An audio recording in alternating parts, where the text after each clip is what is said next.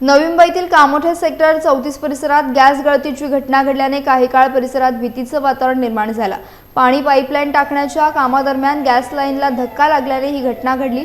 मात्र प्रशासनाच्या तत्परतेमुळे मोठा अनर्थ टळला। कामोठे सेक्टर 34 येथे सुरू असलेल्या पाईपलाईनच्या कामादरम्यान अचानक गॅस लाईन फुटल्याने गॅस गळती सुरू झाली। घटनेची माहिती मिळताच कामोठे पोलीस ठाण्याचे वरिष्ठ पोलीस निरीक्षक आणि त्यांची टीम तात्काळ घटनास्थळी दाखल झाली। पोलिसांनी तात्काळ खबरदारी घेत गॅस गळतीच्या परिसरातील नागरिकांना सुरक्षित अंतरावर हलवले। त्यानंतर पनवेल महानगरपालिकेचे अग्निशमन दल घटनास्थळी दाखल होऊन परिस्थिती नियंत्रणात आणण्यासाठी कार्यवाही सुरू करण्यात आली। आपत्कालीन पथकाने देखील घटनास्थळी धाव घेत गॅस गळती रोखण्यासाठी प्रयत्न केले। या दरम्यान स्थानिक समाजसेवक रवी गोवार यांनी देखील घटनास्थळी उपस्थित राहून मदतकार्य केले।